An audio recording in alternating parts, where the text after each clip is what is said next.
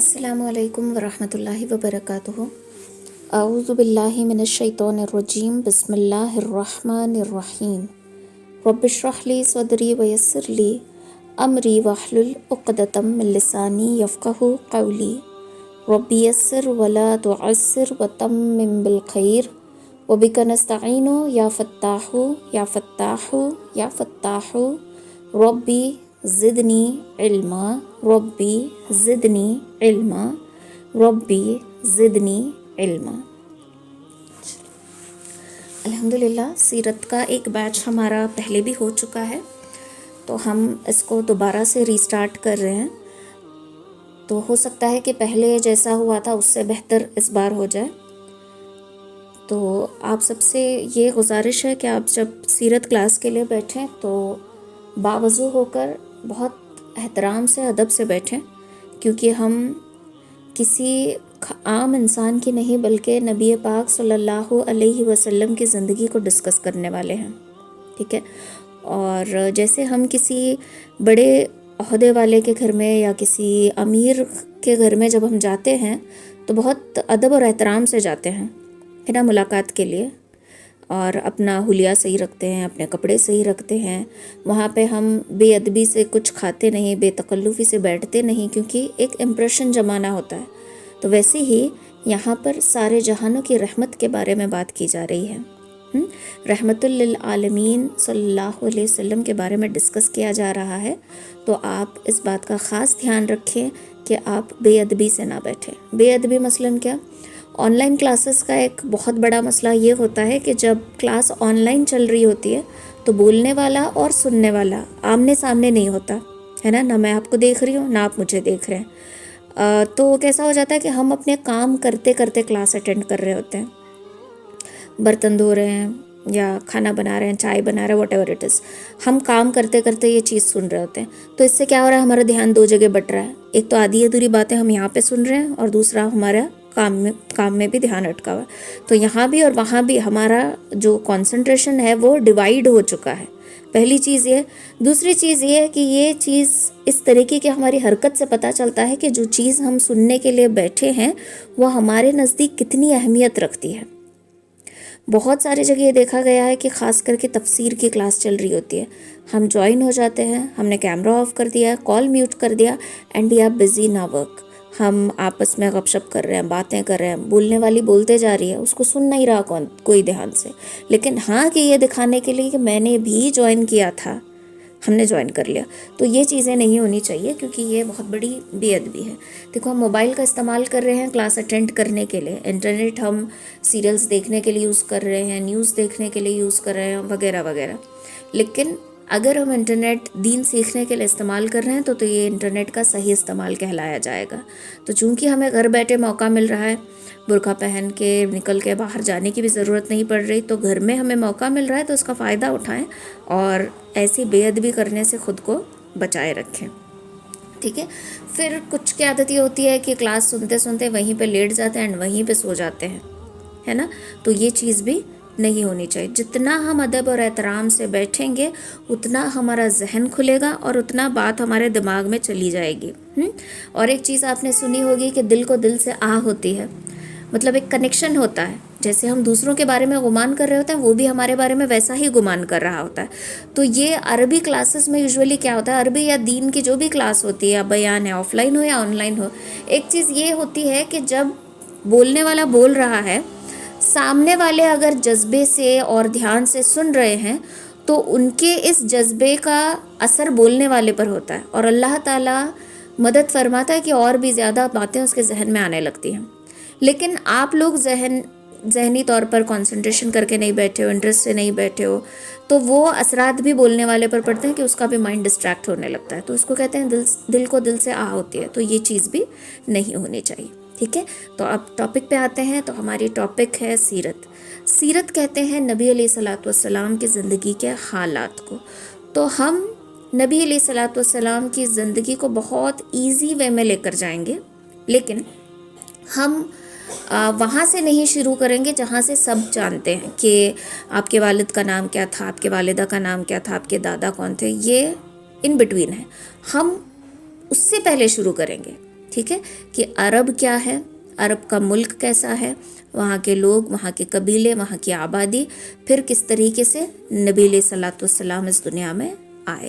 تو ہم بہت پرانے جو ہسٹری ہے وہاں سے آئیں گے، کیونکہ جتنا ڈیپلی ہم جانیں گے، سمجھیں گے، جتنا گہرائی سے بات ہمارے سمجھ میں آئے گی، اتنا آگے چل کر ہمیں سمجھنے میں آسانی ہوگی۔ ہو سکتا ہے کہ ابھی بگننگ کی کلاس تھوڑی سی آپ کو کنفیوزنگ لگے، ہو سکتا ہے، لیکن ایک بار سن لیں گے تو کبھی نہ کبھی آگے چل کے یہ باتیں آئیں تو پھر ہمیں کنفیوژن نہیں ہوگا۔ بہت ساری باتیں آئیں گی آگے جس کی وجہ سے ہمیں کنفیوژن ہو سکتا ہے، تو ہم کیا کریں گے، بگننگ ہی پوری ہسٹری سے سٹارٹ کریں گے۔ اوکے، تو سب سے پہلے دیکھو عرب۔ عرب کس کو کہتے ہیں؟ عرب کے اگر ہم لغوی معنی دیکھیں گے تو اس کو صحرا اور بیاب زمین، اس کی میننگ ہے۔ صحرا اور بیاب زمین، جہاں پہ پانی نہیں ہے، ہریالی نہیں ہے، ایسے زمین کو ڈکشنری کے حساب سے دیکھا جائے تو کہا جاتا ہے عرب۔ تو اس عرب میں 3 قسم کی قومیں ہیں، ٹھیک ہے۔ عرب کے اندر جو 3 ٹائپ کی قوم آئی، جو قومیں تھیں وہ 3 قسم کی تھی۔ ایک ہے عرب بعیدہ، بعید عربی میں کہتے ہیں دور، قریب، نزدیک، بعید، دور۔ اگر آپ لوگ گرامر سے واقف ہیں تو اس میں بعید اور اس میں قریب آپ کو پتہ ہوگا۔ قریب یعنی کہ نزدیک اور بعید یعنی کہ دور۔ تو عرب بعیدہ یعنی کہ وہ پرانی قومیں جن کا نام و نشان کچھ بھی آج موجود نہیں ہے، کچھ بھی ان کی نشانی، کچھ بھی نام و نشان آج ملتا نہیں ہے، جیسے کہ قوم عاد ہے، قوم سمود ہے، تاسم ہے، جدیس ہے، عمالقہ ہے۔ یہ ساری قومیں جو ہیں وہ ختم ہو گئی ہیں، ان کا کچھ بھی ہمیں آج دیکھنے کو نہیں ملتا۔ ان کو کہا جاتا ہے عرب بعیدہ، یہ پہلی قسم ہے۔ دوسری قسم ہے عرب عاربہ۔ یارب ابن یشجب ابن قحطان کی نسل سے یہ قوم آباد ہوئی تھی اور ان کو قحطانی کہا جاتا ہے، قحطانی عرب کہا جاتا ہے، ٹھیک ہے، دوسری قوم ہے۔ تیسری قوم ہے عرب مستربہ، وہ قبائل جو حضرت اسماعیل علیہ السلام کی نسل سے آباد ہوئے، انہیں عدنانی عرب بھی کہا جاتا ہے، ٹھیک ہے۔ تو 3 قومیں ہیں، ایک عرب بعیدہ، ایک ہے عرب عاربہ اور تیسرا ہے عرب مستربہ۔ تو عرب بعیدہ کا تو کوئی نام و نشان آج ہمیں نہیں ملتا ہے۔ عرب عاربہ جو ہے اس کو قحطانی عرب کہتے ہیں، اور عرب مستربہ جو ہے اسماعیل علیہ السلام کی نسل سے آباد ہوئی، اس کو عدنانی عرب کہا جاتا ہے۔ تو عرب مستربہ یعنی کہ اسماعیل علیہ السلام کی جو نسلیں ہیں، ان کے جد اعلیٰ دادا جو ہیں وہ ابراہیم علیہ السلام ہیں۔ ابراہیم علیہ السلام کون تھے؟ یہ بھی اللہ تعالیٰ کے نبی جن کو خلیل اللہ کا لقب ملا۔ تو یہ رہنے والے تھے، پراپر جو سٹیزن تھے وہ عراق کے ایک شہر اور کے باشندے تھے، وہاں کے رہنے والے سٹیزن تھے، اور انہوں نے نبوت کے بعد سفر کیا اور سے شہر حران تک کا، پھر وہاں سے یہ کنعان گئے، کنعان ایٹ پریزنٹ جس کو فلسطین کہا جاتا ہے۔ تو کنعان یہ وہاں پر گئے، پھر وہاں آباد ہو گئے۔ تو درمیان میں ایک واقعہ آتا ہے کہ آپ جب مصر گئے تھے اپنی بیوی سارہ علیہ السلام کے ساتھ، تو تب وہاں کا فرعون، اب فرعون میں کنفیوز مت ہو، جیسے ہر ایک مغل بادشاہ کو مغل بادشاہ ہی کہا جاتا ہے، بھلے ان کا نام کچھ بھی ہو، مغل بادشاہ سے ہی ان کی پہچان ہوتی ہے۔ تو ویسے ہی مصر کے ہر ایک بادشاہ کو فرعون کہا جاتا ہے۔ تو اس وقت جو بادشاہ تھا اس کی نیت سارہ علیہ السلام کو لے کر خراب ہو گئی، اور بدنیتی سے اس نے سارہ علیہ السلام کا ہاتھ پکڑا۔ اب سارہ علیہ السلام جو ہے اللہ کے نبی کی بیوی تھی، تو اللہ تعالیٰ کا کرنا ایسا ہوا کہ اس کے ہاتھ شل ہو گئے، جیسے شوک لگتا ہے، جھٹکا لگتا ہے، تو ویسے اس کے ہاتھ شل ہو گئے۔ جیسے ہی اس کے ہاتھ شل ہو گئے تو اس کو لگا کہ یہ کوئی نارمل انسان نہیں ہے، اور وہ جو فرعون تھا یا پھر جتنے بھی فرعون گزرے ہیں، سب لوگ جناتوں کی پرستش کیا کرتے تھے، جنات اور شیاطین کی۔ تو اس فرعون کو لگتا ہے کہ یہ جو ہے جن کا میں نے ہاتھ پکڑا، یہ کوئی جناتوں میں سے ہے۔ تو یہ کیا کرتا ہے، اپنی بیٹی ہاجرہ کو ان کے باندھی بنا کر دے دیتا ہے۔ اب چونکہ سارہ علیہ السلام کو کوئی اولاد نہیں تھی، انہوں نے اصرار کیا ابراہیم علیہ السلام کو کہ وہ ہاجرہ کو اپنے نکاح میں لے لیں۔ ہاجرہ علیہ السلام سے نکاح ہوا، پھر ان سے اولاد ہوئی جس کو اسماعیل جن کا نام رکھا گیا۔ پھر اللہ کے حکم سے ہاجرہ علیہ السلام اور اسماعیل علیہ السلام کو ابراہیم علیہ السلام نے ایک ویران جگہ پر چھوڑ دیا۔ واقعہ ہمیں پتہ ہے تو میں ان شارٹ اس کو لے رہی ہوں، اس کو میں ڈیٹیل میں نہیں جا رہی۔ تو ایک ویران جگہ پر چھوڑ دیا جہاں پہ کچھ بھی نہیں تھا، پانی نہیں تھا، کچھ نہیں تھا۔ تو آپ نے مشکیزے میں پانی اور کچھ کھجوریں دے کر آپ کو وہاں پر چھوڑ دیا تھا، اور جتنے دن تک وہ پانی اور کھجوریں چلی اتنے دن تک اٹ واز اوکے. بٹ جیسے جیسے پانی ختم ہو گیا، کھجوریں ختم ہو گئی، تو یہ ابھی ان کا بچہ چھوٹا تھا، پیٹ میں کھانا نہیں، پانی نہیں، اس وجہ سے سینے کا دودھ جو ہے سوکھ گیا. بچہ دودھ اور بھوک کی وجہ سے رونے لگا، تڑپنے لگا، پیر گھسنے لگا. اب حاجرہ علیہ السلام پریشان ہو گئی، کیونکہ دور دور تک ویرانہ ہے، پانی لائیں تو آخر لائیں کہاں سے، کچھ بھی نہیں، پانی کی بوند نہیں، ہریالی نہیں. تو پریشان ہو گئی. بچے کا رونا بلکنا، ماں کی ممتا ایسی تڑپی کہ دوڑنے لگی. تو دوڑی، صفا 2 پہاڑی تھی جس کو صفا اور مروہ کے نام سے جانا جاتا ہے. صفا پہ چڑھ رہی ہے، پانی کو ڈھونڈ رہی ہے، پھر بچے کو آ کر دیکھ رہے ہیں، پھر مروہ پہ چڑھ رہی. یوں کرتے کرتے آپ نے 7 چکر لگائے. پھر اللہ تعالیٰ کو رحم آیا. جب بچہ پیر گھس کے رو رہا تھا، جہاں پہ بچے روتے ہیں نا یوزولی پیر گھس کے، تو جس بچہ پیر گھس کے رو رہا تھا تو وہاں سے ایک جھرنا پھوٹا اور اس سے پانی نکلا. پانی انہوں نے بچے کو بھی پلایا، خود بھی پیا. اب وہ پانی رک نہیں رہا تھا، بہہ رہا تھا. تو انہوں نے کہا زمزم، زمزم رک جا یا ٹھہر جا. پانی رک گیا. اب جب وہ پانی وہاں پہ رکا اور پانی جب آیا تو ہریالی بھی دھیرے دھیرے آنے لگی، تھوڑی تھوڑی آبادی بھی ہونے لگی، جانور آنے لگے، پرندے آنے لگے. تو ایسے ہی ایک قبیلہ وہاں سے گزر رہا تھا جس کو کتابوں میں کہا جاتا ہے جرہم تھانی. یہ ان کا قبیلہ تھا. تو انہوں نے حاجرہ علیہ السلام کی اجازت لی اور وہاں پر پڑاؤ ڈالا. اب یہ جرہم کا قبیلہ جو ہے یہاں پہ آباد ہوا اور وہ وہاں پر رہنے لگے. پھر اس کے بعد اسماعیل علیہ السلام کا سارا وہ واقعہ کہ اللہ تعالیٰ نے ابراہیم علیہ السلام کو حکم دیا کہ جا کر بیوی اور بچے سے ملاقات کر لیں. تو اس وقت اسماعیل علیہ السلام کی عمر کچھ کتابوں میں آتی ہے کہ 7 سال تھی، کچھ میں آتی ہے کہ 9 سال تھی. تو بہرحال وہ گئے. پھر قربانی کا، ذبح کرنے کا سارا واقعہ پیش آیا. اس وقت ابراہیم علیہ السلام کو خلیل اللہ کا لقب ملا اور اسماعیل علیہ السلام کو ذبیح اللہ کا لقب ملا. پھر آپ واپس فلسطین آئے اور حاجرہ علیہ السلام اور اسماعیل علیہ السلام وہیں تھے. اسماعیل علیہ السلام جب جوانی کی عمر کو پہنچے تو انہوں نے جو جرہم کا قبیلہ تھا انہی سے عربی زبان سیکھی. ٹھیک ہے، اسماعیل علیہ السلام نے جرہم کے قبیلے سے ہی عربی زبان سیکھی. اور اسماعیل علیہ السلام بہت ہی اسمارٹ، بہت ہی گڈ لکنگ اور کیریکٹر وائز بھی بہت اچھے تھے. تو ہر کوئی چاہتا تھا کہ میری بیٹی کا نکاح ان سے ہو جائے. تو جرہم ہی کے ایک قبیلے کی عورت سے اسماعیل علیہ السلام کا نکاح ہو گیا اور کچھ دنوں کے بعد آپ کی والدہ یعنی حاجرہ علیہ السلام کا انتقال ہو گیا. اب ابراہیم علیہ السلام ایک مرتبہ اپنے بیٹے سے ملنے آئے لیکن ملاقات نہ ہو سکی. گھر میں ان کی بیوی موجود تھی. گھر کے حالات اور زندگی کے بارے میں پوچھا تو ناشکری کرنے لگی، شکایتیں کرنے لگی، فاقے کے بارے میں کہنے لگی.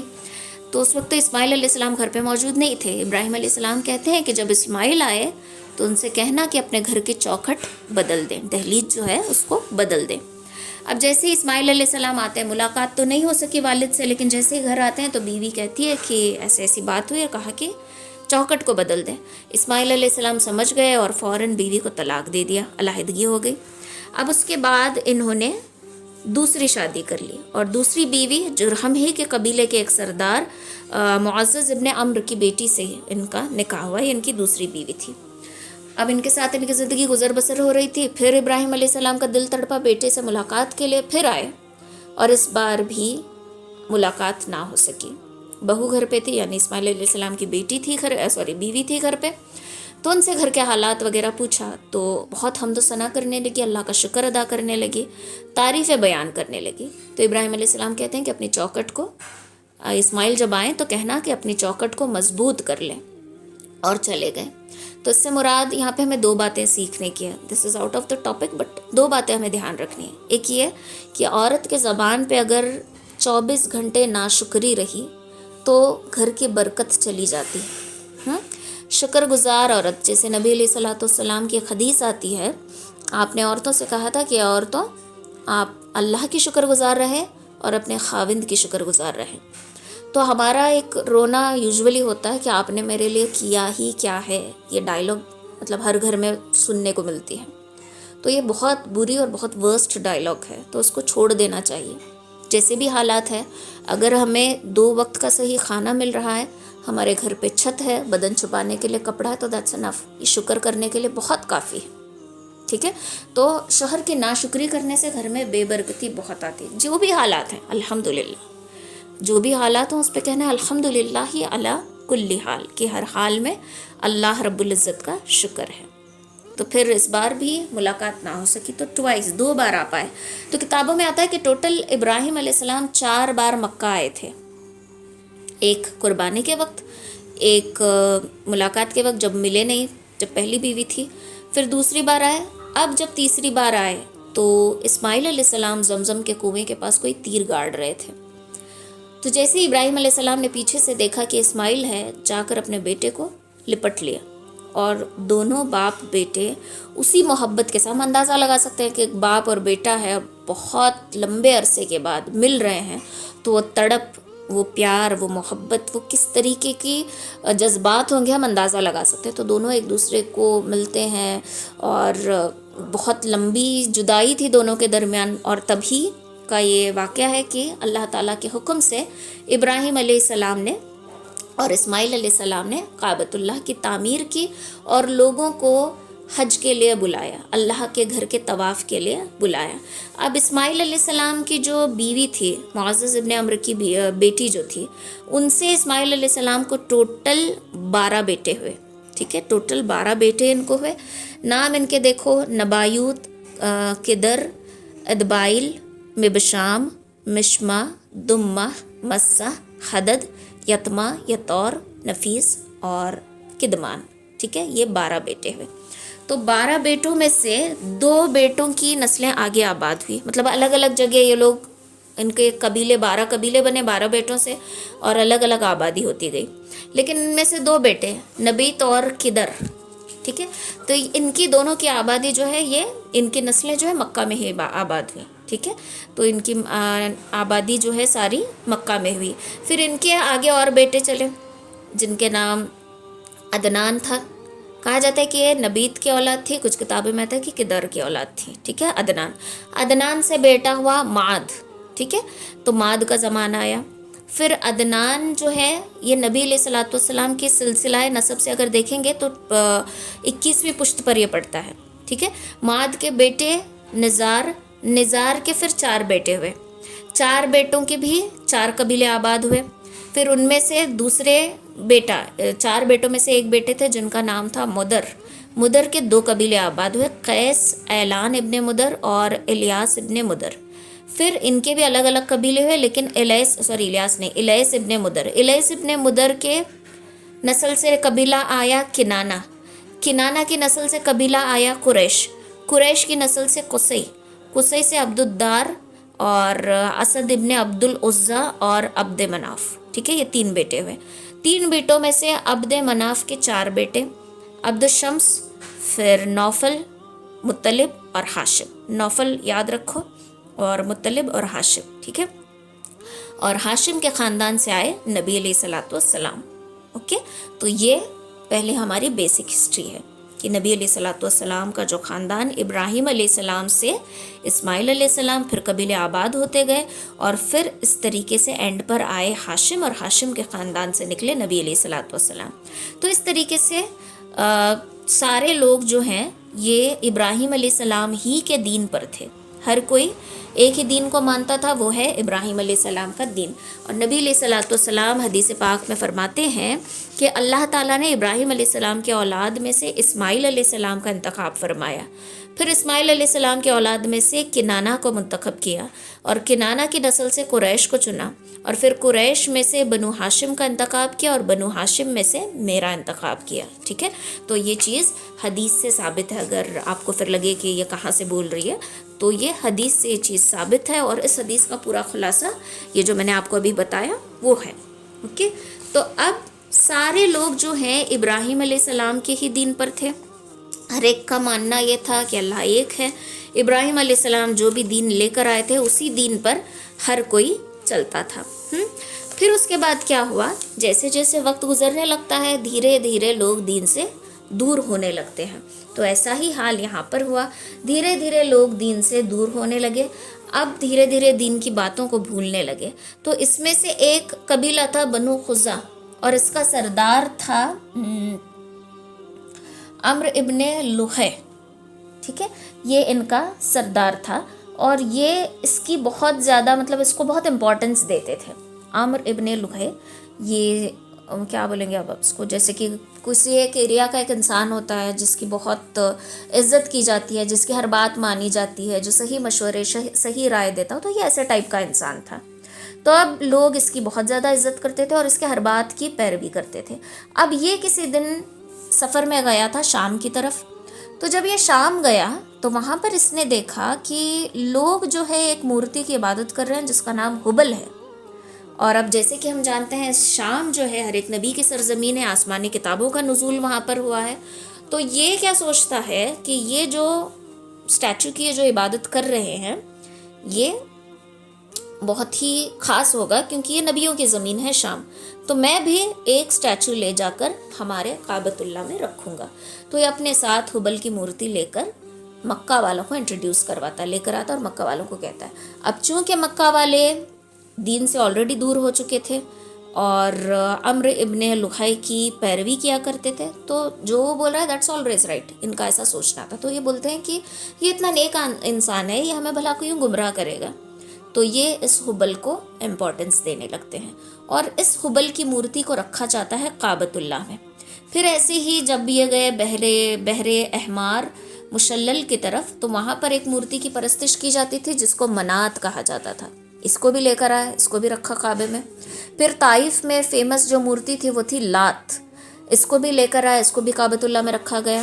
پھر وادی نقلہ میں ایک مورتی کی پرستش کی جاتی تھی جس کا نام تھا عزا، اس کو بھی لے کر آئے، اس کو بھی کعبۃ اللہ میں رکھا. یوں کرتے کرتے ٹوٹل 360 بتوں سے کعبۃ اللہ بھر گیا، 360 بتوں سے کعبۃ اللہ بھر گیا. اور ایون نوح علیہ السلام کہا جاتا ہے کتابوں میں، یہ کتنا اوتھینٹک ہے مجھے نہیں پتا، کہ یہ جو عمرو ابن لحی ہے یہ اس کا تابع داری کر رہے تھے سب لوگ. اور اس نے کیا کیا، قوم نوح کے جو بھی بت تھے، نوح علیہ السلام کے قوم کے لوگ جن جن بتوں کی پرستش کیا کرتے تھے، اس نے ان کو کھود کر نکالا. پھر جیسے کہ ان میں تھا تہامہ اور یاگوس، سو، یاؤک، نصر، جدہ، یہ سارے مدفون مورتیوں کو اس نے کھود کر نکالا اور الگ الگ قبیلوں کو ایک ایک مورتی دے دی. ٹھیک ہے، یہ کتنا اوتھینٹک ہے میں نہیں جانتی، لیکن ایسا کہا جاتا ہے. تو یوں کر کے آلریڈی دین سے دوری آ گئی تھی، اب ان کے درمیان شرک بھی پھیل گیا اور مورتیوں کی پرستش کی جانے لگی. تو اب ہم نے اگر اس سے پہلے سیرت سنی ہے تو لوگ کیا کہتے ہیں، رب کعبہ کی قسم، اللہ کو مانتے تھے، رب کو مانتے تھے، لیکن ان مورتیوں کو درمیان کا وسیلہ بنا لیا تھا. سمجھ میں آ رہی ہے؟ اگر آگے چل کے ہمیں کنفیوژن ہو جائے کہ لوگ کہہ رہے ہیں کہ رب کعبہ کی قسم، اللہ کی قسم کہہ رہے ہیں، تو یہ تو اللہ کو جانتے ہیں، پھر کیوں اللہ کا انٹروڈکشن ان کو دیا جا رہا ہے، پھر کیوں بولا جا رہا ہے کہ ایک اللہ کی طرف آؤ، پھر کیوں توحید کا پیغام دینے کا حکم آیا. یہ ساری کنفیوژنس ہمیں آگے ہو سکتے ہیں. تو مین ریزن کیا تھا کہ یہ لوگ آلریڈی دین سے دور ہو چکے تھے، اور جب ان کے امیر نے، یعنی ان کا جو چہیتا انسان تھا لحیم، یہ جب جا کر مورتیاں لے کر آیا تو ٹوٹل ان کے درمیان میں شرک پڑ گیا اور یہ ماننے لگے کہ اللہ تک پہنچنے کے لیے یہ جو لات، منات، عزا، ہبل، یہ جو ساری مورتیاں ہیں یہ وسیلہ ہے اور ان کے تھرو ہم اللہ سے کنیکٹ ہو سکتے ہیں. تو یہ ان کا ایمان بن گیا. ٹھیک ہے، تو اب دھیرے دھیرے ایسے ہی وقت جو ہے وہ گزرتا گیا اور یہ جو جن کا نام میں نے بتایا آپ کو، ہاشم، ٹھیک ہے، ان کا کام تھا، ان کو ذمہ داری سونپی گئی تھی حاجیوں کی میزبانی کرنے کی. ایک سیکنڈ نا. ٹھیک ہے، تو یہ جو ہاشم تھے، عبد مناف، یہ جو ان کا کام تھا، یہ حاجیوں کی میزبانی کرتے تھے اور یہ حاجیوں کو روٹی، شوربہ، کھانا کھلانا، یہ سارے کام یہ کیا کرتے تھے. اچھا، ہاشم جو ہیں یہ بہت ہی نیک، عبد مناف جو ہیں یہ بہت ہی نیک انسان تھے، کیونکہ یہ پہلے انسان تھے جو سقایا اور رفادہ، یعنی حاجیوں کا اکرام کرنے کے لیے ان کو پانی پلانا اور ان کی میزبانی کرنا. اور صرف اتنے پر ہی نہیں بلکہ انہوں نے کیا کیا، ہر ایک حاجی کے لیے روٹیاں تیار کی اور اس کو شوربے میں ڈبو دیا، روٹیوں کو شوربے میں ڈبو کر اس کو حاجیوں کو روٹیوں بھگو کر کھلاتے تھے. تو اس کے لیے ان کا نام ہاشم پڑا. ایکچولی ان کا نام جو ہے امر تھا، لیکن روٹی توڑ کر شوربے میں سالن کی طرح ان کو حاجیوں کو کھلاتے تھے، اس لیے ان کا نام ہاشم رکھا گیا۔ ہاشم ہے روٹیاں توڑنے والا، ہاشم کا مطلب، ٹھیک ہے، توڑنے والا۔ تو یہ اس طریقے سے مشہور تھے، اور یہ بہت ہی نیک، بہت ہی مالدار، بہت ہی اچھے تھے۔ تو ان کے بارے میں اہم واقعات یہ ہے کہ یہ بھی تجارت کا کام، اب مکہ والے، عرب والے، مکہ والے فیمس ہے بزنس کے لیے، ٹھیک ہے، ان کا مین جو کام ہے تجارت کرنا، تو یہ بھی تجارت ہی کرتے تھے۔ تو ایک بار تجارت کے سلسلے میں یہ گئے ملک شام کی طرف۔ ملک شام جاتے وقت انہوں نے پڑاؤ ڈالا مدینہ میں۔ مدینہ میں ایک قبیلہ ہے بنو نجار، بنو نجار کی ایک خاتون سلمہ سے انہوں نے نکاح کیا، اور وہاں کچھ دن انہی کے ساتھ ٹھہرے رہے۔ کچھ دن بعد سلمہ جو ہے حاملہ ہوئی۔ اب حاملہ ہوئی، اب ان کو تجارتی سفر کے لیے جانا تھا، تو یہ اپنے سفر کے لیے بیوی کو پیچھے چھوڑ کر نکل گئے، لیکن شام جانے کے بعد ان کا انتقال ہو گیا، ٹھیک ہے۔ تو یہ وہاں سے شام روانہ ہو گئے، اور وہاں جا کر فلسطین کے شہر غزہ میں یہ جا کر وہاں پر پہنچے، اور وہاں جا کر ان کا انتقال ہو گیا۔ اب یہاں پر سلمہ جو ہے وہ امید سے تھی، حمل سے تھی، تو ان کے یہاں ایک لڑکا پیدا ہوا۔ اب یہ بچہ جب پیدا ہوا تو بچے کے سر کے چند بال پیدائشی سفید تھے، اس لیے اس بچے کو شیبہ کے نام سے پکارا گیا۔ شیبہ کا مطلب ہے وہ شخص جس کے بال نیچرلی سفید ہوں، اس کو شیبہ کہا جاتا ہے۔ ان کا نام جو ہے وہ شیبہ رکھا گیا، اور یہ مدینہ کا اصلی نام ہے یثرب، یاد رکھو یہ مدینہ کا اصلی نام یثرب ہے۔ تو یہ یثرب میں اپنے مائکے میں رہ رہی تھی، بچے کی پرورش کر رہی تھی۔ یہ بچہ آگے چل کر بہت ہی ہونہار، بہت ہی ہوشیار، چالاک، اور خاص کر کے تیر چلانے میں، مطلب شاٹ کرنے میں، کسی چیز کے اوپر تیر کا نشانہ لگانا ہے تو ان کا نشانہ کبھی چوکتا نہیں تھا۔ اب ان کے جو ہاشم تھے، ہاشم کے ایک بھائی تھے عبد المطلب۔ عبد المطلب جو ہے ہاشم کے انتقال کے بعد جو حاجیوں کا انتظام کرنا، کھانا کھلانا، مطلب جو ہے ان کا نام، بھائی کا نام تھا مطلب کا کام تھا حاجیوں کو کھانا کھلانا، ان کی میزبانی کرنا۔ یہ ہاشم کے بھائی تھے۔ مطلب کو جب پتہ چلتا ہے کہ میرے بھائی کی بیوہ مدینہ میں ہے اور ان کا بچہ بھی ہے، تو یہ مدینہ جاتے ہیں۔ وہاں پر دیکھتے ہیں کہ ایک بچہ ہے جو بہت ہی چالاک ہے، اور جہاں کہیں نشانہ لگا رہا ہے اس کا نشانہ کہیں صحیح جگہ پر لگ رہا ہے، بہت تعریف کے قابل تھا۔ یہ بچہ اس وقت غالب 10 سال یا 12 سال کا تھا۔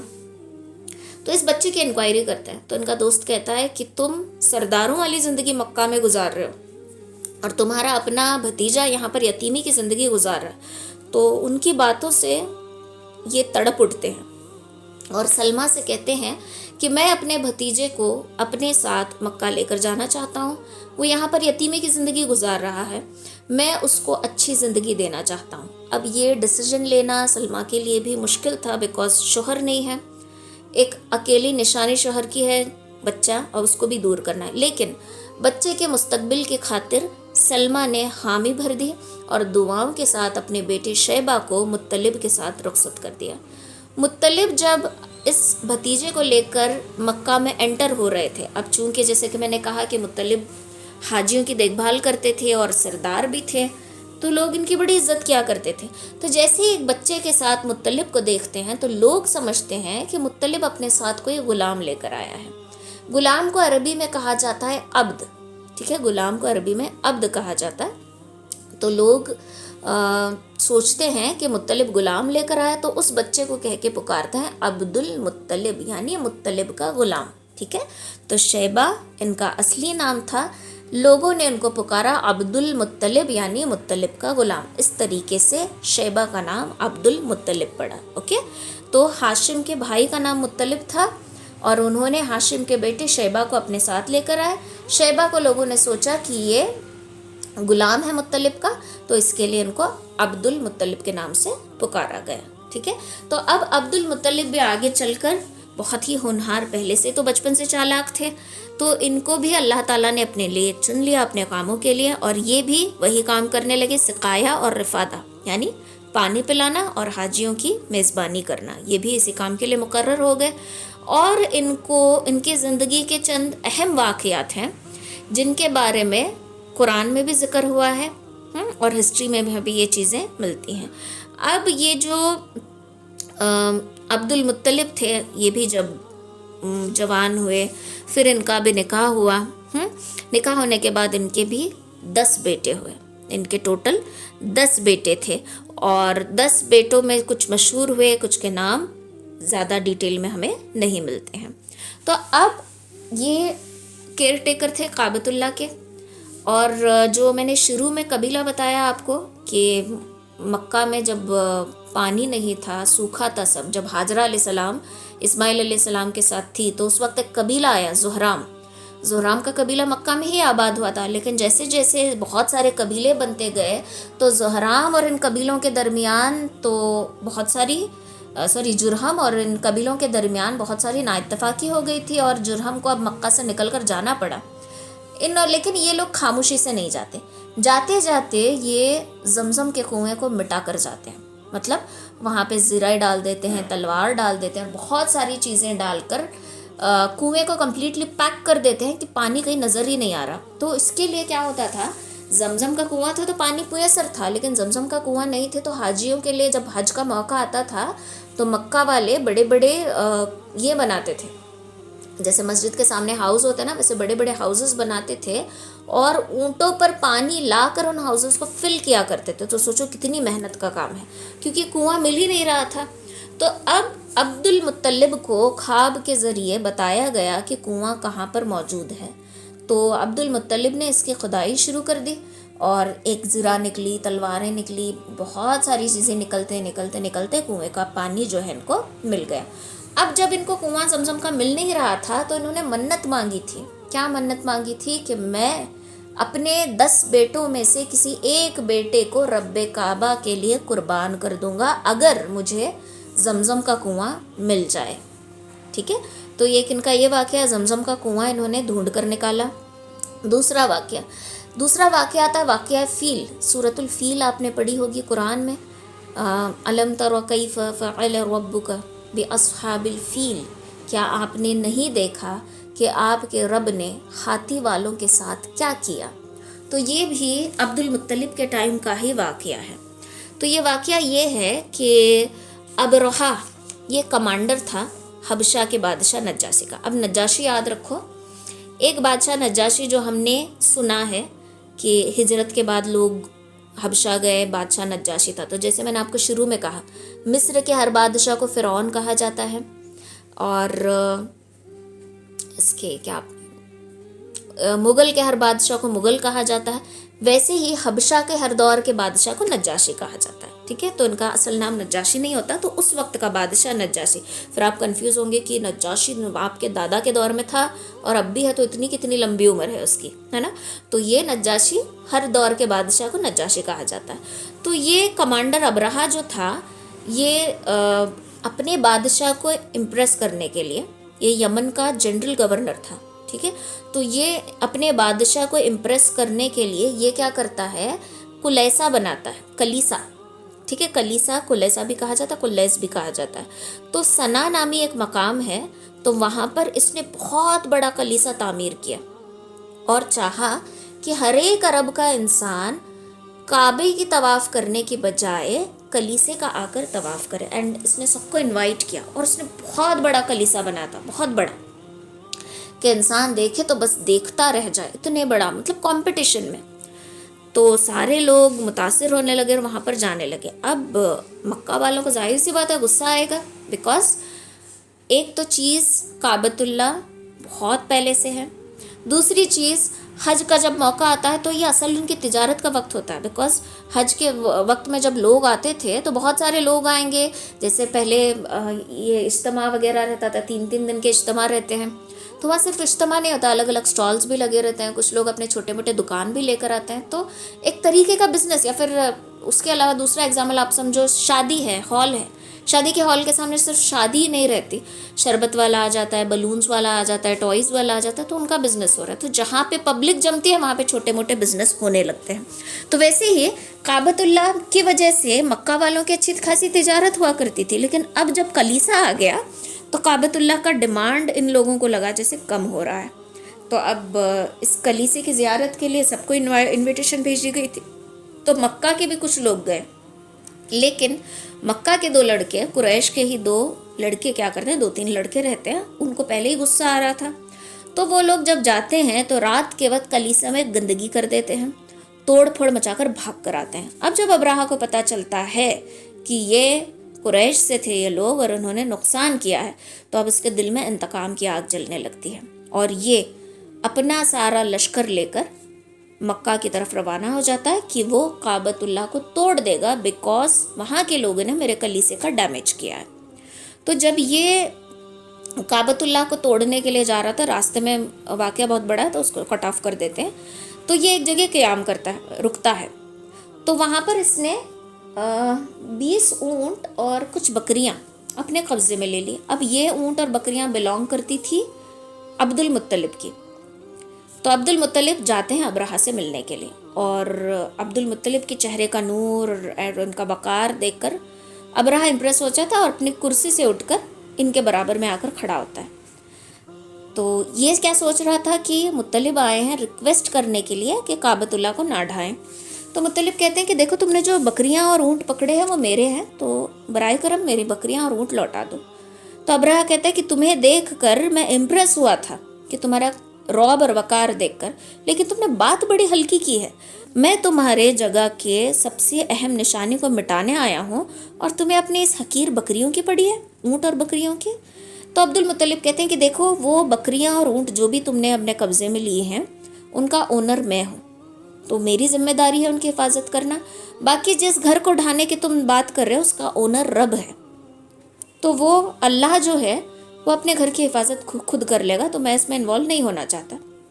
تو ابرہہ کو اور غصہ آتا, مطلب جیسے سمجھو کسی کے اوپر ہم غصہ کر رہے ہیں یا پھر کسی کو اگنور کر رہے ہیں اور ہمارے اگنورنس کو وہ ریاکشن نہیں دے رہا کوئی بھی. تو جب ہم کسی کے ساتھ کچھ کر رہے ہوتے ہیں وہ ریاکٹ نہیں کر رہا تو ہمیں اور غصہ آتا ہے نا, ہمارا ایگو ہرٹ ہو جاتا ہے. سیم ویسے ہی ابرہہ کا ایگو ہرٹ ہو جاتا ہے, اب اس کو بہت غصہ آتا ہے. اپنے ساتھ یہ جو لشکر لایا تھا وہ ہاتھیوں کا لشکر تھا, اور مکہ والوں نے کبھی ہاتھی دیکھا ہی نہیں تھا, اور اس ہاتھیوں کا سردار تھا محمود, اس کا نام تھا. ٹھیک ہے, تو عبد المطلب اور باقی کے سردار کہتے ہیں ہم کیا کریں, کس طریقے سے کعبۃ اللہ کو بچائیں. تو عبد المطلب کہتے ہیں کہ دیکھو وہ گھر اللہ کا ہے اور اللہ اس کو خود بچا لے گا, ہم کچھ نہیں کر سکتے, چلو پہاڑوں کے پیچھے جا کر چھپتے ہیں اور دیکھتے ہیں. اب سب لوگ پہاڑوں کے پیچھے چلے گئے اور دیکھ رہے ہاتھیوں کا لشکر آیا کعبے کو ڈھانے کے لیے. اب ہاتھی کو جب ایکٹیو موڈ پہ لانا پڑتا ہے, غصہ دلانا پڑتا ہے لڑنے کے لیے, تو اس کے کان کے پاس نا پن چبھائی جاتی ہے. تو بھالی کی جو نوک ہوتی ہے کان پاس چبھائی جا رہی ہے ہاتھیوں کی. اور یہ لوگ جب راستے میں مکہ کا جب راستہ سرچ کرتے ہوئے آتے ہیں تو راستے میں ایک آدمی کو پکڑ کے لیے لائے رہتے ہیں. تو وہ آدمی کیا کہتا ہے اس محمود کے کان میں, اس ہاتھی کے کان میں, دیکھو تم جس کا گھر ڈھانے جا رہے ہو یہ رب کا گھر ہے, اللہ کا گھر ہے, تو تم اس کو توڑو گے تو تمہارے ساتھ بہت برا ہوگا, تو سوچ سمجھ کے قدم اٹھانا. اب یہ جو ہاتھی ہے اس کے اینڈ تک جا رہا ہے کعبہ تک, پر کعبے کو کوئی ڈیمیج نہیں کر پا رہا. بھالے چبھا کر ہاتھی زخمی ہو جاتے ہیں, بٹ سٹل وہ کعبے کو نہیں توڑ پاتے. اتنے میں اللہ تعالیٰ کے حکم سے چھوٹے چھوٹے پرندے, چڑیا, ابابیل جس کو کہا جاتا ہے, طیرن ابابیل, اڑنے والے چھوٹے پرندے, اپنے چونچ میں 1 کنکر اور اپنے پیروں میں 2 کنکر لا کر اس فوج پر پھینکنے لگتے ہیں. اور وہ کنکر کا گرنا ایسا ہوتا ہے کہ کنکر گرتے ہی جو سکن ہوتی ہے, سمجھو جیسے ایسڈ ڈالنے کی وجہ سے سکن جیسے جلتی ہے نا, تو کنکر گرتے ہی ان کی سکن جو ہے جلنے لگتی ہے, ڈیمیج ہونے لگتی ہے. تو یہ بہت بھیانک منظر تھا, اور اس طریقے سے دھیرے دھیرے کرتے کرتے سارا لشکر ڈیمیج ہونے لگا, اور یوں ہی ابرہہ بھاگنے لگا. مکہ سے بھاگتے بھاگتے ہی اپنے کلیسے تک پہنچا, لیکن جب سنا کے مقام تک یہ پہنچا تو وہاں تک اس کی لاش کہا جاتا ہے کہ پوٹلی کی طرح ہو گئی تھی, اور اسی طرح پوٹلی میں اٹھا کر اس کو دفن کر دیا گیا. تو اللہ تعالیٰ نے کیا کہا کہ کیا تم نہیں جانتے کہ تمہارے رب نے ہاتھی والوں کے ساتھ کیا کیا ہے. تو یہ 2 اہم واقعات ہیں جو عبد المطلب کی زندگی میں پیش آئے. اب آتے پیچھے طرف, جب زمزم کا کنواں ملا تو آپ نے منت مانگی تھی کہ میں اپنے 10 بیٹوں کو 10 بیٹوں میں سے کسی ایک کو میں اللہ کے لیے ذبح کر دوں گا. تو اب انہوں نے قرعہ ڈالا کہتے ہیں چٹ سسٹم, باؤل میں چٹس ڈالنا اور نام اٹھانا. تو جب انہوں نے ایک چٹ اٹھائی تو اس میں نام آیا عبداللہ کا. عبداللہ آپ کے چھوٹے بیٹے تھے, سب سے چھوٹے اور سب سے نیک فرما بردار. تو جیسے ان کا نام آیا تو سارے لوگ کہنے لگے کہ دیکھو تمہارے بہت سارے بیٹے ہیں، لیکن ان میں سے سب سے ہونہار، بہت فرما بردار بیٹا، نیک بیٹا عبداللہ ہے، تو تم اس کی قربانی نہ کرنا۔ تو انہوں نے دوسری بار کیا تو دوسری بار بھی عبداللہ ہی کا نام آیا، تیسری بار بھی عبداللہ ہی کا نام آیا۔ تو اب انہوں نے ارادہ کیا کہ عبداللہ اور 10 اونٹ، یہ 2 نام کی چٹ ڈالی۔ اب چٹ آئی عبداللہ کی، پھر دوبارہ 20 اونٹ اور عبداللہ، پھر نام آیا عبداللہ کا، 30، پھر عبداللہ، پھر نام آیا عبداللہ کا۔ یوں اونٹوں کی تعداد بڑھاتے بڑھاتے بڑھاتے 100 اونٹ اینڈ عبداللہ کے نام کی جب چٹ ڈالی تو تب 100 اونٹوں کا چٹ ان کے ہاتھ آئی۔ تو تب انہوں نے عبداللہ کی جان کے بدلے اور اپنی منت کو پوری کرنے کے خاطر 100 اونٹوں کو ذبح کیا تھا اللہ کے لیے، اپنی منت پوری ہونے کی وجہ سے، ٹھیک ہے۔ تو یہ عبداللہ جو ہیں بہت نیک آپ کے بیٹے تھے، فرما بردار، والد کی اجازت کے بغیر کوئی کام نہیں کرتے تھے۔ تو جب یہ 18 سال 10 مہینے کے تھے تو تب اپنے والد کے ساتھ مدینہ گئے۔ جب مدینہ گئے تو راستے میں ایک عورت ان کو ملی جس کا نام فاطمہ تھا۔ فاطمہ عبداللہ کے چہرے کا نور دیکھ کر امپریس ہو جاتی ہے اور خود ان کو پرپوز کرتی ہے نکاح کے لیے۔ عبداللہ کہتے ہیں کہ میں اپنے والد کی اجازت کے بغیر کوئی کام نہیں کرتا۔ تو ان کے والد تو فاطمہ کو پسند نہیں کرتے، پھر یہ جاتے ہیں مدینہ۔ مدینہ جانے کے بعد وہاں پر بنو زہرہ کے قبیلے کی لڑکی تھی بی بی آمنہ۔ آمنہ کو یہ پسند کرتے ہیں، آمنہ کو پسند کرتے ہیں، اور ان کی عمر اس وقت some thing around 16 years and کچھ منتھس ان کی ایج تھی۔ تو اب دونوں کی رضامندی سے دونوں کا نکاح ہو جاتا ہے، اور عرب کے دستور کے مطابق 3 روز عبداللہ سسرال میں رکے رہے، پھر مکہ واپس آ گئے۔ مکہ واپس آ گئے، اب نئی نئی شادی ہے، ٹین ایج ہے، تو وہ وقت بہت پیار اور محبت سے ان کا گزر رہا تھا۔ پھر کچھ دنوں بعد بی بی آمنہ حاملہ ہو جاتی ہیں، پریگننٹ رہتی ہیں، امید سے رہتی ہیں۔ پھر اس کے بعد اب تجارت کے لیے سفر کرنا تھا اور شام کی طرف جانا تھا، تجارت کرنا تھا اور سفر کے لیے شام روانہ ہونا تھا۔ جب شام کے لیے ریڈی ہونے لگے جانے کے لیے تو اس وقت تھوڑی سی مایوسی بھی بیوی کے چہرے پر تھی، آمنہ کے، کیونکہ ایک تو شادی ہوئے تھوڑا عرصہ ہوا ہے اور سفر کیسا 1-2 دن کا نہیں رہتا، مہینوں کا سفر، اتنے لمبے سفر کے لیے عبداللہ جا رہے تھے۔ تو اب کیا کرتے ہیں، جاتے جاتے اپنی بیوی سے وعدہ لیتے ہیں کہ آمنہ میں جا رہا ہوں، لیکن جس طریقے سے تم آج سج سور کے کھڑی ہو اسی طریقے سے سج سور کر میرا انتظار کرنا۔ میں جب دروازہ بجاؤں، کھٹکھٹاؤں تو سب سے پہلے تمہیں مسکراتے ہوئے دروازہ کھولنا ہے، ٹھیک ہے۔ تو یہ وعدہ لے کر یہ چلے جاتے ہیں۔ اب شام کی طرف یہ جاتے ہیں، یہاں بی بی آمنہ جو ہیں وہ امید سے ہیں۔ تو اب ان کے پریگننسی کے جو دن تھے اس کے بارے میں بی بی آمنہ کہتی ہیں کہ جب میں امید سے تھی تو میں بہت عجیب سی فیلنگز اب میرے اندر آتے تھے۔ ایک تو میرا دل نہیں مچلتا تھا، مطلب جیسے وہ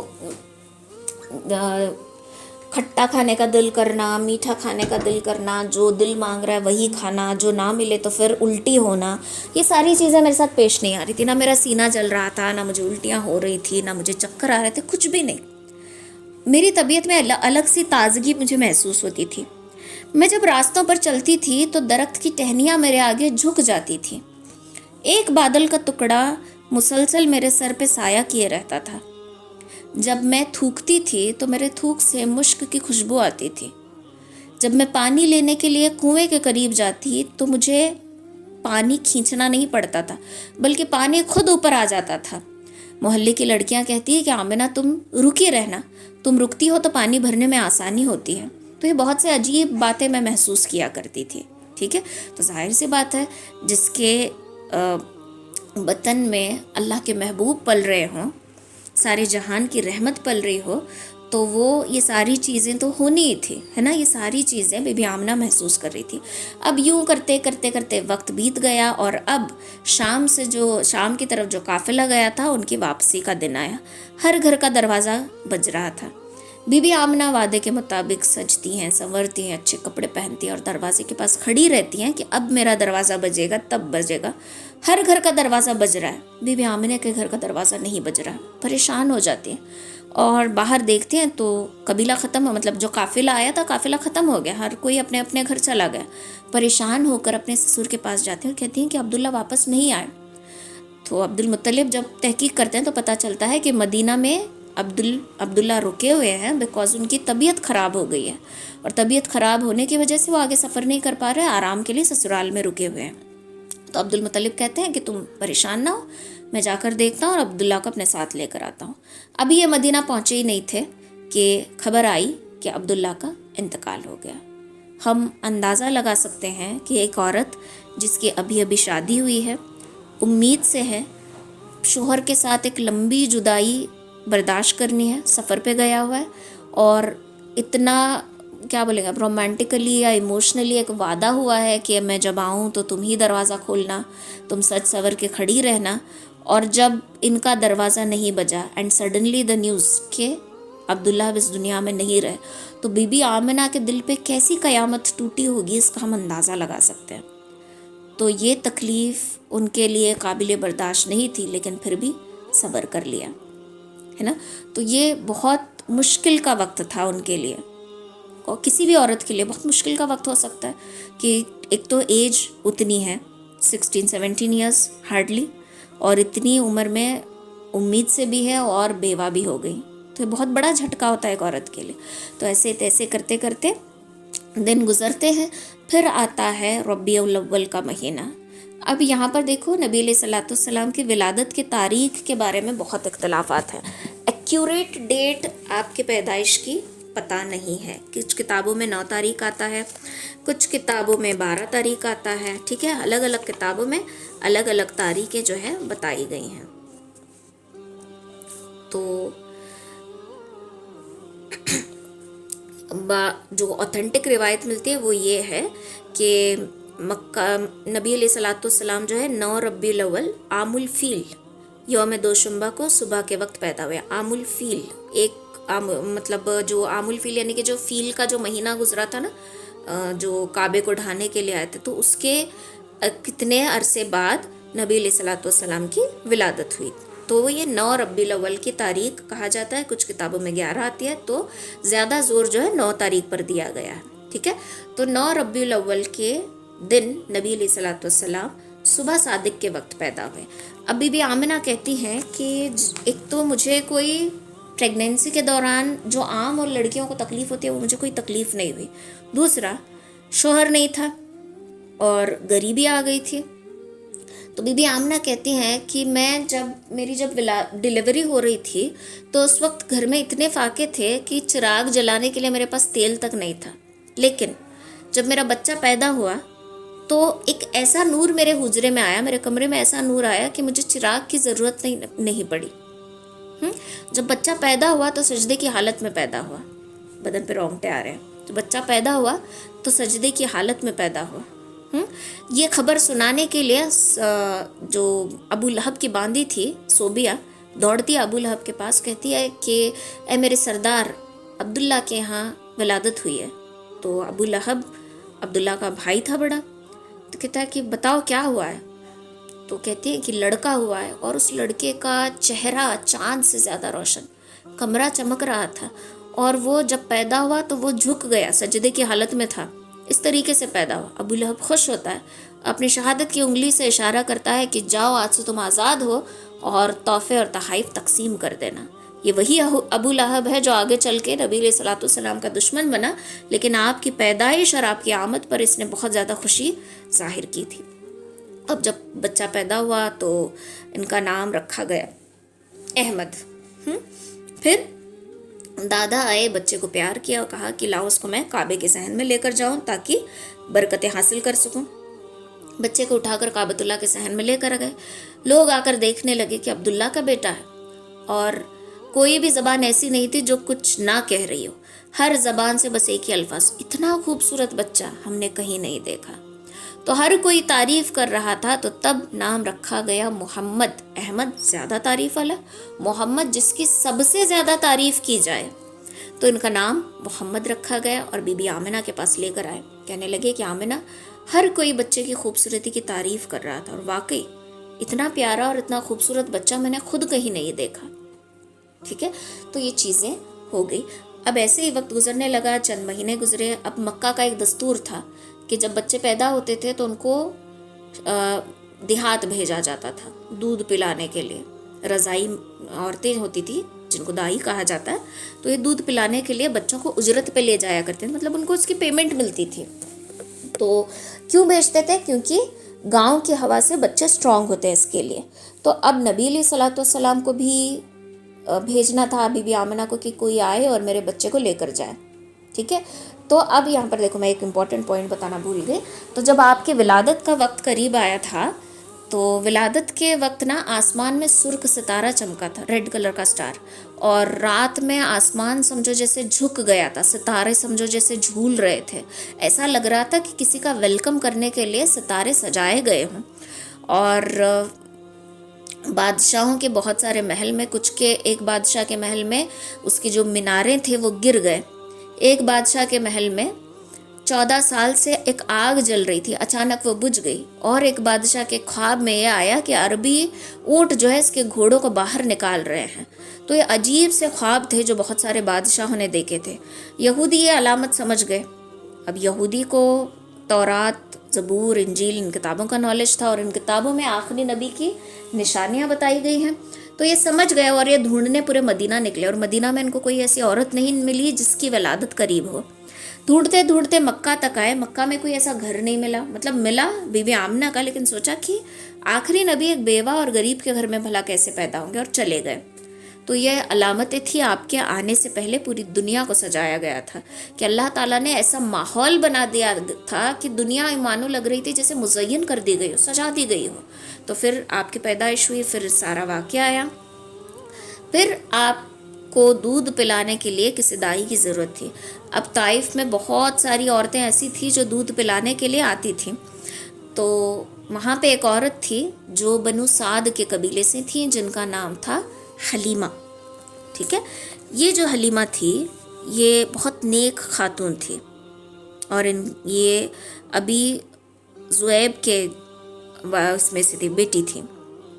تو یہ حلیمہ بہت نیک اور بہت ہی مطلب کیا بولوں آپ کو، ایک دم نرم مزاج والی عورت تھی.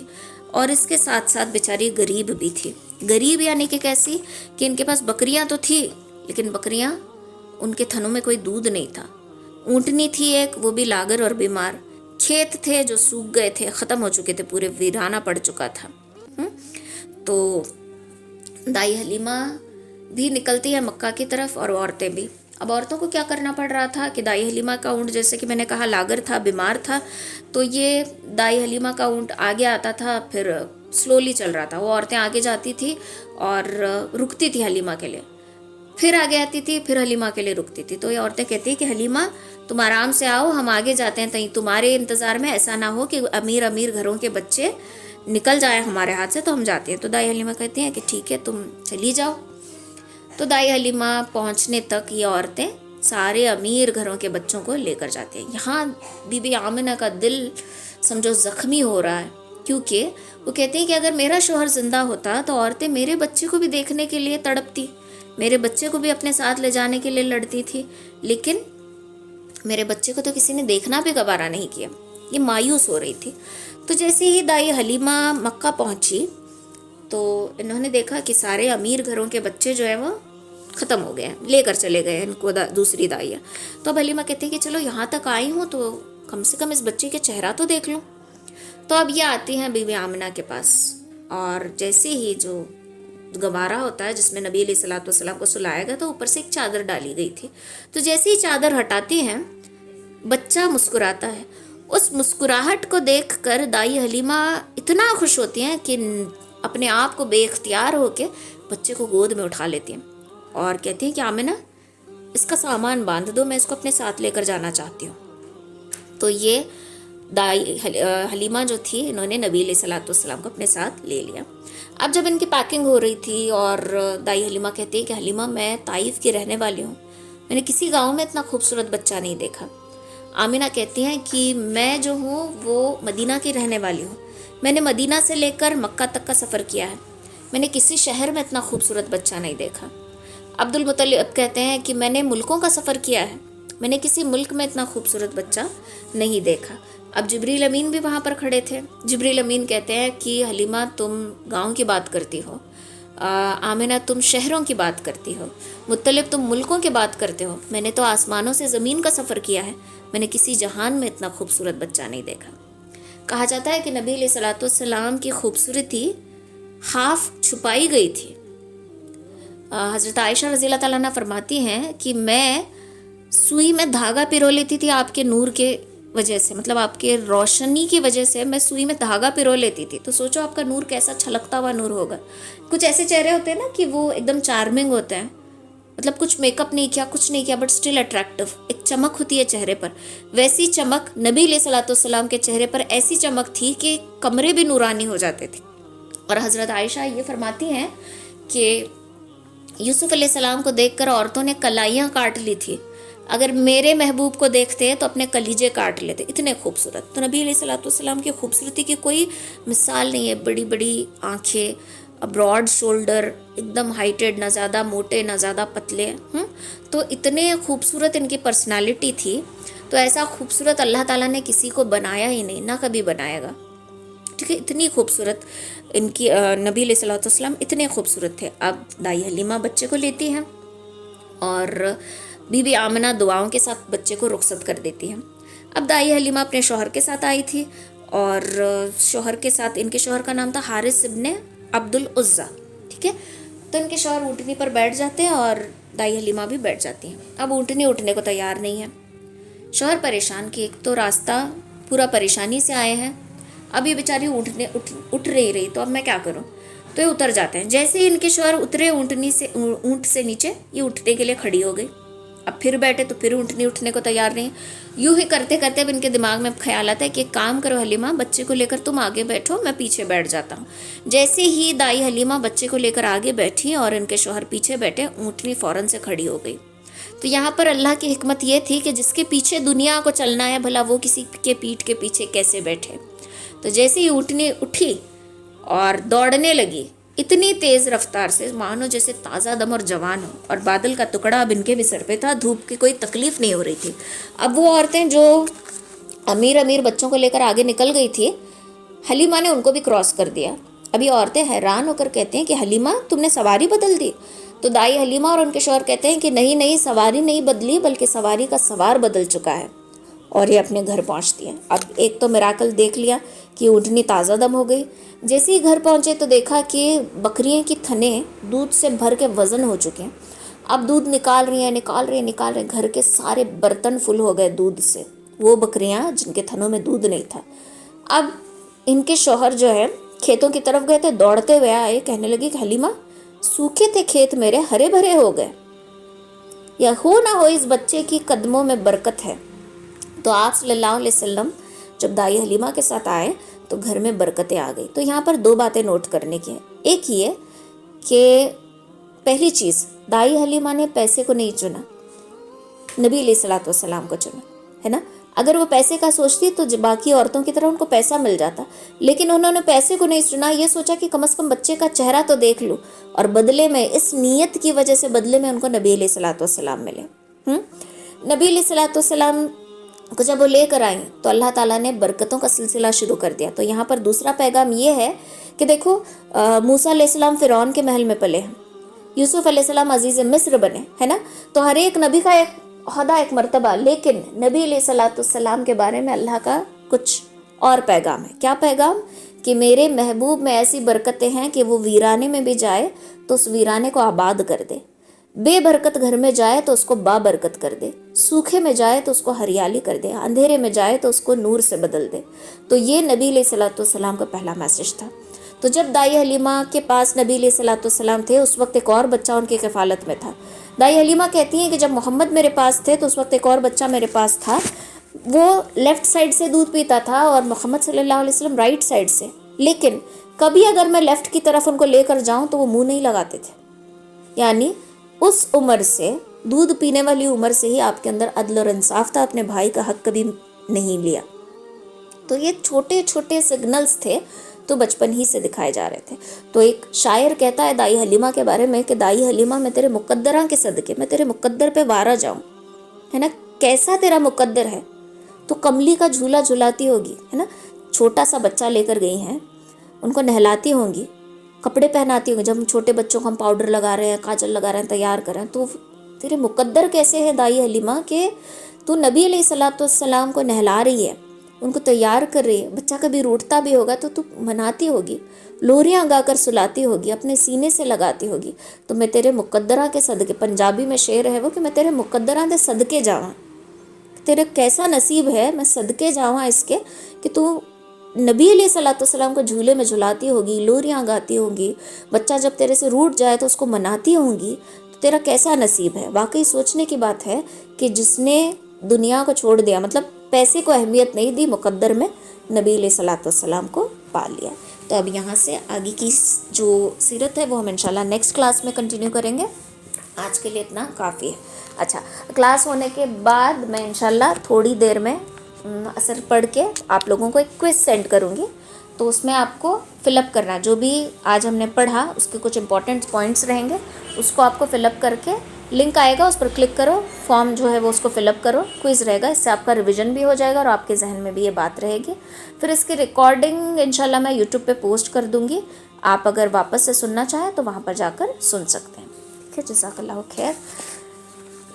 اللہ تعالیٰ کہنے سننے سے زیادہ عمل کی توفیق دے, اور نبی علیہ الصلوۃ والسلام کی زندگی کو جان کر اس حساب سے زندگی گزارنے کی توفیق ہمیں دے. آمین ثم آمین. سبحان اللہ و بحمدہ, سبحانک اللہم و بحمدک, نشہد ان لا الہ الا انت, نستغفرک و نتوب الیک. سبحان ربک رب العزۃ عما یصفون, وسلام علی المرسلین, والحمد للہ رب العالمین, برحمتک یا ارحم الراحمین. لیو کر سکتے.